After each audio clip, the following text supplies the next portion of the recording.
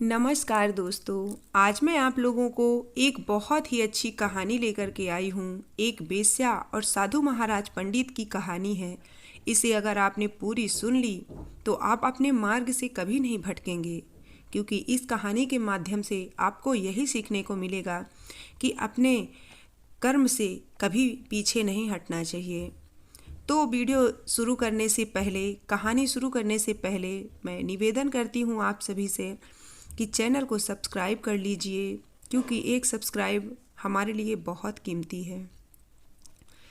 एक गांव में एक साधु महाराज रहते थे जो बहुत तपस्वी थे, बहुत ज़्यादा ज्ञानी थे।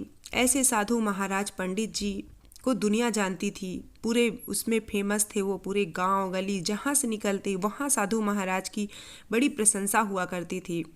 वो साधु महाराज पंडित जी हमेशा काशी जाया करते थे। काशी जाते थे और वहाँ पूजा पाठ करके आते थे। हमेशा काशी जाया करते थे।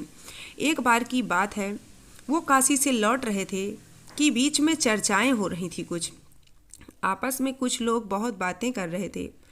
पंडित जी वहीं पे खड़े होकर सुनने लगे।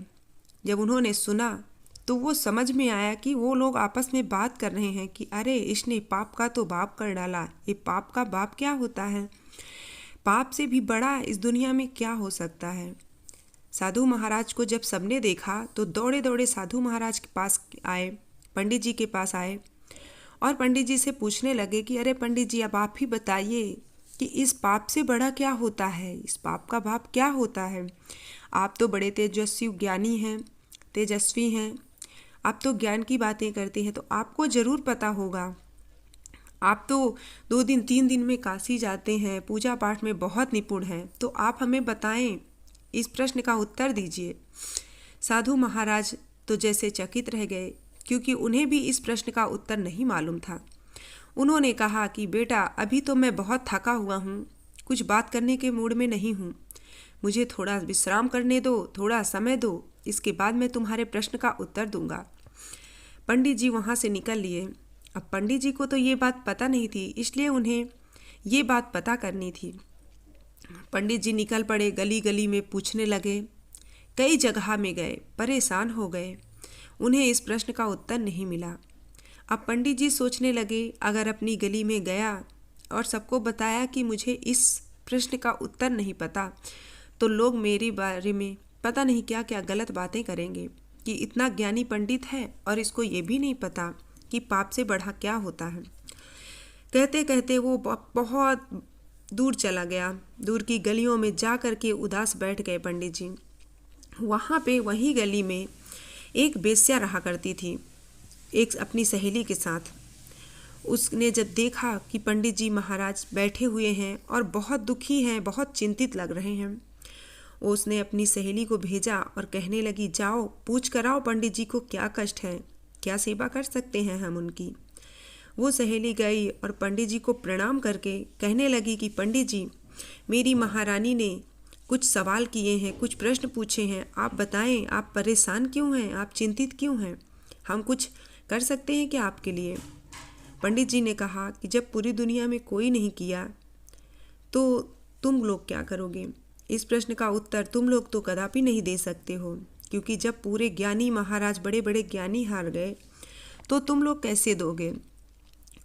उस सहेली ने कहा, अच्छा प्रश्न तो बताइए, हम उत्तर नहीं दे सकते तो प्रश्न तो जान सकते हैं ना। पंडित जी ने कहा कि इस दुनिया में पाप से भी बड़ा क्या हो सकता है, यानी पाप का बाप क्या हो सकता है? पाप भी करके लोग चलो बच जाते हैं, लेकिन पाप से भी बड़ा इस दुनिया में क्या है? इस प्रश्न का उत्तर खोजने निकला हूँ, लेकिन अभी तक मिला नहीं। वो सहेली जा कर के अपनी महारानी को बताती है सारी बात। वो महारानी स्वयं जाती है, पंडित जी से अनुरोध करती है कि पंडित जी, मैं आपके इस प्रश्न का उत्तर दे सकती हूँ, बस मुझे 3-4 दिन दीजिए। पंडित जी ने कहा, वो कैसे? उस बेश्या ने कहा, पंडित जी आपको यहाँ ठहरना पड़ेगा, 4 से 5 दिन आप यहाँ रुकिए, इसके बाद मैं आपको उस प्रश्न का बिल्कुल अच्छे से उत्तर दूंगी समझा के। पंडित जी ने सोचा कि इतना तो गली गली भटक लिया, इतने दिन से परेशान हूँ, कहीं इसका उत्तर नहीं मिला, चलो 3-4 दिन और सही, यहीं रुक जाता हूँ। पंडित जी वहीं ठहर गए। वेश्या ने अपनी सहेली से कहकर पंडित जी के रहने खाने उठने बैठने की व्यवस्था करवाई, अच्छे से विश्राम करने की बढ़िया से व्यवस्था हो गई पंडित जी महाराज की अलग से। अब पंडित जी महाराज इतने ज़्यादा तपस्वी थे कि वो किसी का छुआ पानी तक नहीं पीते थे। अगर कोई पानी भर के देता तो वो खाना भोजन नहीं बनाते थे, स्वयं पानी भरते थे और उसी से भोजन पकाते थे, तब खाते थे, किसी का छुआ नहीं खाते थे। एक दिन उस वेश्या ने देखा कि पंडित जी महाराज खुद अपने हाथों से खाना बना रहे हैं। वो गई और पंडित जी को प्रणाम किया और कहने लगी, पंडित जी, आप हमेशा अपने हाथ से खाना बनाते हैं तो मुझे देख कर के बहुत बुरा लगता है। मुझे ऐसा लगता है कि मेरे हाथ से आप पानी नहीं पिएंगे क्या? ऐसा करती हूँ, मैं नहा के अच्छे वस्त्र धारण करके रोज़ सुबह आपके लिए भोजन बना दिया करूँ। क्या आप खाएंगे? और आप अपनी सेवा का मुझे मौका दीजिए, मैं आपकी कुछ सेवा करना चाहती हूँ। आपको भोजन दूंगी बना करके, आपके लिए जल लाऊंगी, पूजा करने के लिए फूल लेकर के आऊँगी, सब कुछ व्यवस्था करूँगी। और अगर आपने मुझे अपनी सेवा का मौका दिया तो आपको मैं 10 स्वर्ण मुद्राएं रोज दिया करूँगी सुबह दक्षिणा के तौर पर, क्योंकि मैंने आपको गुरु बनाया है। पंडित जी को लगा कि चलो अच्छा है, यहाँ कौन देखने आता है, यहाँ तो मैं अकेला हूँ, अच्छा है, खाना भी पका पकाया मिलेगा, साथ में 10 स्वर्ण मुद्राएं भी मिलेंगी रोज। अगर स्वर्ण मुद्राएं मिल गई तब तो मेरा जीवन वैसे भी धन्य हो जाएगा। और यहाँ कौन सा गांव के लोग देख रहे हैं कि जो मुझे कहेंगे कि तुमने एक वेश्या के हाथ का बना खाना खाया। पंडित जी महाराज मान गए। दूसरे दिन उस वेश्या ने सुबह उठ करके नहा के अच्छे वस्त्र धारण करके साफ सुथरा भोजन बनाया, पानी लेकर के आई और एक थाल में अच्छे से भोजन परोस करके पंडित जी के सामने लेकर के आई और कहने लगी, चलिए पंडित जी, भोजन ग्रहण कीजिए। पंडित जी उठे और जैसे ही वहाँ बैठ के भोजन का निवाला तोड़ा एक, वैसे ही उस वेश्या ने थाली खिसका ली अपनी तरफ। पंडित जी कहने लगे, क्या हुआ, अब भोजन करने दोगी या नहीं? तुमने तो सेवा का वचन किया है।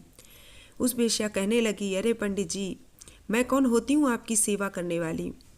मेरा तो धर्म ही नहीं है आपका सेवा करना, लेकिन आपके प्रश्न का उत्तर देना था, इसलिए मैंने ये सब किया। आपके प्रश्न का उत्तर भी मिल गया। पंडित जी कहने लगे, ये कौन से प्रश्न का उत्तर है? तब उस वेश्या ने कहा, महाराज, लालच, लोभ, अपने मार्ग से भटकना, यही तो है सबसे बड़ा पाप का पाप। जो कहते हैं कि पाप से बड़ा होता है। आप वो तपस्वी साधु हैं जो किसी के हाथ का छुआ पानी नहीं पीते हैं, और आपने स्वर्ण मुद्राओं के लालच में आकर आपने मेरे हाथ से बना खाना खाने का सोच लिया, क्योंकि आपके मन में लालच आ गया था।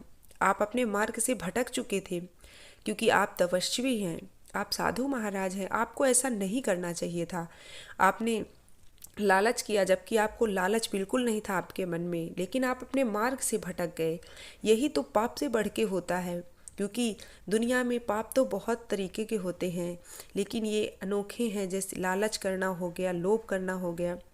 इसलिए आपके प्रश्न का उत्तर मिल गया है। ये साधु महाराज बेचारे लज्जित हो गए और सोचने लगे कि हाँ, ये तो सच में है, मेरे मन में लोभ हो गया था। मैं सोचने लगा था कि ये स्वर्ण मुद्राएं मिल जाएंगी तो मेरा जीवन धन्य हो जाएगा, जबकि ऐसा बिल्कुल नहीं है। भगवान का भजन करना ही मेरी सबसे बड़ी दौलत है। जो मैं कर रहा था, आज मैं अपने मार्ग से भटक गया। यही है कि मैंने भी आज पाप कर दिया। साधु महाराज गए और सारी बातें उन लोगों को बताया। तब सब ने कहा, हाँ, यही बात थी। तो इस प्रश्न का उत्तर भी साधु महाराज को मिल गया एक वेश्या के द्वारा। ये थी कहानी मेरी। उम्मीद करती हूँ ये कहानी पसंद आई होगी। पसंद आई हो तो वीडियो को लाइक, चैनल को सब्सक्राइब कर दीजिएगा। मिलती हूँ नेक्स्ट वीडियो में अच्छी सी नॉलेजेबल बात लेकर के, कहानी लेकर के। तब तक अपना ख्याल रखिए। राधे राधे दोस्तों।